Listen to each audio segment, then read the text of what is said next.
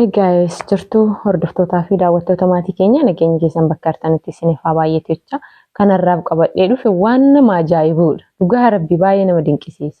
Hinfuudhinni miicadhisi mataa xiqqishu Saidoo. Hinfuudhinni banna Rabbi ji. Agayoo miti. Mataa xiqqishu Sumayyaa tana mee ifirra eegime. Anti qollee garaas nyaadhu. Ilmaan birallee ni fedha takka jedhu.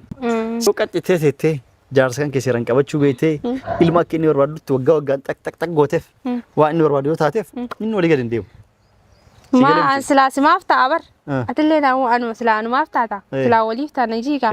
Sumayyaa wayaddan nu baasti hin jeessu daadhee. Hin baastu atiin sodaatin. Salaamni soorrattoonnis maal jedhanii kan jedhu laaluuf akkawaan isiin siiriin itti dalagamee akkawaan isiin haana jibbituuf Sumayyaa waa itti gootee waa nyaachisteetti na jibbitee fakkeessinitti dareene homa namni jedhu laaluufi isinis ittillee bohaartanii namoota hedduullee rifatanii ba'uullee hin danda'an. Rifatanii nagaan qabdu jedhanii jechuudha. Maayilaa ammaatu akkasuma jedhanii akka jechaa jiranii rooza waa takka hin taane nagaa qabdi isinii moofinu. Mallee homa argine guutuu shakkurra homa argine guutuu yoo namni waan nu kennes yoo namni waan nu nyaachisellee siiriidha jettanii shakkuun shirkiidha iyyuu. Wallahi Rabbitti amanne jechuudha miti. nama Rabbitti amanu Yoo namni dhabuudha waan nu Rabbiin kenne biraa kun ka'u. siiriidha kun maalidha waan akkasii na godhe namni kun waan nyaachise yoo jenne Rabbitti amanne waan suruu dhibee nutti shakkirra. Shirkiidha jechuudha sunummaanu callisnee shakkuunu kanaaf callistanii homa argitanii si shakkina ammallee Sumayyaa waan akkasii nama godhuu miti akka ani sii beekutti amantii amma qabattullee maashaallah Rabbiin hedduu sodaatti waan shirkii kana hedduu sodaatti yeroo fuudhe san hedduu wanti naqet ture jalqaba yeroo fuune san mana qaraatii naqet ture hadiisa barataa turte waa hedduu barataa turte quraanas barataa turte jechuudha hedduu dhageeffattillee ni jaalatti sheekotii waa'ee shirkii haasa'anis waan adda addaas hedduu waan dhageettuuf waan sodaattuuf waan akkasii abaddan isiin hin gootu osoo haga feete garaa jabaattee osoo haga feete ilmaanis qabattee na jala walii fiigaa jiraatullee garuu wallahi waan akkasii nama godhu miti jedhee yaada jechuudha anis itti abdaddaa yaada jechuudha si galee miti Sirriidha. kanaafuu namoota hedduu Franki san argitaniit dhugaa se'uullee hin dandeettanii Sumayyaan akkas goote Sumayyaan akkas jettanii waa'ee hedduu jechuu hin dandeettanii itti aaruu dandeettanii garuu roozan waan takka hin taane homaan dhibamne fayyaa qabdi nallee hin daganne ati Sumayyaadha seeroodha san isinuma pirankii gochuuf nuufi rooza fi saada wal waan mari'anneetu waan isinuma pirankii goone ammas mee namnummaan kun maal jedha Maal jedhani? waan sayyoonullee jarris koomentiin akkas jedhani yoo dhugaa fakkeessinee direnne dhugoonfatanii fudhatanii jechuu fi yoo Sumayyaa waa ka dubbatu taate chumaan laalleenneti irrattillee wadalagu miti nama dammoo deebi'ee nama biraa irrattillee wadalagu miti jechuudha Sumayyaan jechuudha. Roozaa waatti gootee jirti mana sheekaa geessi roozaan fayyaan qabdu maal viidiyoo kale isin gadhiitti tokko rofaa irratti fayyaan qabdu mana sheekaa geessi jedhanii kan natti bilbilanii beekte. Kanaafuu iyyuu roozaan uummata akka Kamana mataan duraanii yeroo yaman jiru na dhukkubaa ture amma natti raadee jira. Na dhukkuba. As agartee bakka kana na cinqata. As bakka kana Guys, akkuma dhaggeeffattanii turtanii baay'ee nagarrame. Dhugaa viidiyoo baay'ee tokko irratti haareedha viidiyoon kuni. Baay'ee kanan isin biraan ga'u mummureeti malee guutuu isaatii miti qoraarraxeeti. Wanta xiqqoodha kanan isin biraan ga'u jechuudha. Guutuun guutuutti guutuu viidiyoo isaanii fiduu waan natti hin tolleef jechuudha. Haa ta'u malee gochaa gana ga'u namarratti dalaguun barbaachisaa miti. Jechi koo calqabumarraayyuu qabee nuti Sumayyaan gocha san dalaguullee habilii fuutee itti fidde isheen habilii morma ishii irraa baafattee itti gooteetiin hin jette habilii isiin itti goote sanirra roozaa hin dhukkuba jedhan nuti maalaa goonu ree daawwatan maalaa godhu hordofan viidiyoo isaanii akkamaa jennu mee maalaa jennu eenyuyyuu namni kamiyyuu nama shakka kun waan jiruudha shakkiin waanuma jiruudha bakka kamittiyyuu waan jiruudha shakkineerra Sumayyaatu akkas na godhee akkas godhee ka koomentii barreessu kana dubbata ka viidiyoo hojjetu Sumayyaatu akkana godheedha nuti maalaa goonu ree guys ufuma isaaniitii cubbuu dalaganii nutillee cubbuu keessa nu galchaa jiru akkamitti yoo jettanii duraayyuu nu Sumayyaan habilii ishii mormarraa baafatteetiin hin qabdee kan fiddeetti goote bichaa agarre malee ija kennaan gocha san yookiin tolcha san itti godhuu fi godhuu dhabuu waan argine tokkoyyuu hin qabnu jechaadha. Indagana ammoo hin dhukkubdi jedhan. Gara keessaatiin dawwallee yoo gaafannu hin dhukkubdi jedhan. Nuti akkamitti hojjennu ree viidiyoo gocha isaan jedhan waan afaan isaanii irraa bahee fi gochoota isaan agarsiisan irratti hundoofneeti kan nuti viidiyoo hojjennu jechaadha. Kana yoo jennu viidiyoo mataa keenya kan biraa hojjechuu hin dandeenyu jechuu osoo hin taane hojjechuu ni dandeenya. Nutis hojjechuu ni dandeenya. Haa ta'u malee waan marqanii waan bukeessanii macarrashaa irra deebi'anii Sumayyaan nama akkasiitii miti. Inumaayyuu amantii qabatte kanarratti nama akkanaati. Sumayyaa shirki akkanaan dalagdu rabbitti waan sharraktu bakka akkasii gonkumaa dhaabbachuu hin dandeessu. Baay'ee bilbilatu gidduun irra dawwalamaa jira. Bakka akkasii dhaabbachuu hin dandeessu. Sumayyaan nama akkasiitii miti jedhan as deebi'anii amma viidiyoo dheengaddaa sana yoo agartan dhugaa rabbi nu haa dubbisu yoo isin akka maraattuu taatu akka nama isayyuu argee hin beekne inniyyuu ishii faarayaa ishiin taatu maaltu namatti dhaga'amame. Sa'aadaalleen kan ishee wajjin jirtu halkanii guyyaa waa'ee kee yoo rakkaasan waa'ee Sa'id jedhu yoo rakkaasan akka nama maraattii taate. Halkan raftiin bultu abjuudhaan Sa'idoo Sumayyaa jechaa bulteetti dubbii meessite soqiddaaf sukkaaratti dabalte nuti maalaa taanuree guys waan marqanii waan bukeessanii xumuranii ka'anii macarrashaa irra deebi'anii piraankiidha yoo jedhan xiqqoo namni saalfatu. Guys piraankiin gosa baay'ee jira. Piraankiin kan kanaa olillee numa dalagama hanga lubbuu namaatu dalagamuu danda'a piraankiin jechuudha. Haa ta'u malee waan hammanaa gocha maqaa xureessaa akkanaa jedhame anammallee taanaan amanaan jiru. Rabbi qofaatu beeka. Dammar ammas waanumatti jirtuyyuu ishiilleen piraankiidha wajjin jetti malee innillee sodaatee yookiin qabeenyi isaa wayii kan ishii bira hafe waan jiruuf Sumayyaa bira hafe waan jiruuf ganzaba sanaaf sodaatee yookiin mootu ijoollee kana natti hin agarsiistu jedhee sodaatee piraankiidha isii harka deeffatu piraankii jedhaniitiin odeessaa jiran malee piraankii wayiitiyyuu miti. Maal jedha Sa'id? Viidiyoo kaan hojjannee uffata saniyyuu hin qayyaranne asumatti isaan hojjannee nukkootuyyuu waan isin jettan ilaaluu fi akkasuma waan Sumayyaan jettullee ilaaluuf malee gocha akkasii ka dalagneef Roozaa dhukkubeetii miti ka Roozaan ana wallaalte ati Sa'idoo duraan rifeensa qabdaami maal taatee malaa dhufte hanganaan jechuu dirasii kageette. Kuni bofa wayiitu na jala shurur jedhaara dhagaa naa fida muka naa fida ulee wayii naa fida mataa dhoofnee ajjeesna ka Roozaan jetteetiin akka nama maraatee yookiin akka nama qalbii gatee akkas taateetiin jettu waan isin jettan isin laaluuf waan hordoftoonni keenya jettu waan maatiin keenya jedhu yookiin waan Sumayyaan jettu maaltu itti dhaga'ama Sumayyatti hordoftoota keenya maaltu itti dhaga'ama kan jedhan sanaa dhugoonfatanii jechaaf piraankii akkasii isin irra dalagne malee Roozaan wata akkayyuu hin taane Roozaan nagaa qabdi taadaa eenyuun cubbuggatuu barbaadarree eenyuun rabbii wal dhabsiisuu barbaadaniitiin hin jedhan nutillee waan isaan jennu qabanneetiin hin borcina cadhisne. Guys waanuma dubbannuyyuu wallaallee irra dhugaa rabbii namni maal godhaa waan hin taane soba hin taane hojjeta. Kana jechuun soba nama tokkocharra yookiin nama lamarra piraankii dalaguun normaaliidha. It's okay.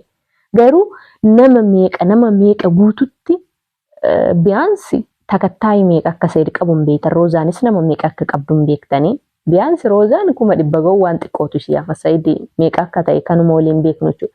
Namni kun hundi sammuu isaanii keessatti kan fudhatu akka Sumayyaan gocha san dalagdee fi Roozaan akka dhibamteedha kan nuti beeknu. Har'a mootuyyuu dhufanii ani hin dhibamne homaatuu nan dhukkubanii innis ishii homaan dhukkubanii nuti isin sobuu fi isin itti qalladuu piraankii isin gochuuf akkas isin gochuuf gaafa jedhamu mee yaadaa iddoo san bu'aatii ilaalaami. Jarri maaliif iddoo keenya bu'aniitiin hin ilaalleessu? Ammana guutuu nurratti diraamaa hojjetaaran jechuudha. Diraamaadha malee kuni ani yoo ijjiija sana ani Sumayyaaf Sa'iduu waliin dhabne waan jedhuun na keessa dhaga'amaa. Garuu wal dhabaniiran jarri waliin qaban yoo ijjiija tanaa yoo haala kanaan jarri piraankii ammanaa ka aalama kana ummata ammana baay'atu kana rakka dalagan taate wal dhabbiin jaraatu soba jechuuf deemaa. Diraamaa dalagaa taaran hin shaqqala taaran hojii irra jiran bakka akka viidiyoo takka argatanii viyuun isaanii adda dabalaa deemuun jirri ji'atti bakka damooza argatanii waan ta'eefiyyuu salariin isaanii ji'a waan dhufuufiif birriidhaaf bakka nu sobaa jiru jecha malee wal dhabaniitii miti. Inni biraan mootiyyuu waan ta'e wayii dhugaan jiru wayiillee keessallee inuma jira. Dhugaa maaliittu jira jechuu dandeessu. Roozaan dura yeroo Yaman ture sammuu kana iddoo kanaan na dhukkuba jetti. Amma dhiyeenya kana wanti sun natti ka'ee na dhukkuba jetti. Osoo gochi sun wanni sun xiqqaattullee keessa raachuu baate kana dura maaf hin dhukkubin? Osoo Sumayyaan gocha san hin dalagin dura maaf dhukkubuu dhabe? Amma maaf itti deebisi kamataa na qabeesiin jedhe. Isaan dammootiyyuu gubbaa isaa irra dibaa waan jedhamuun jira miti.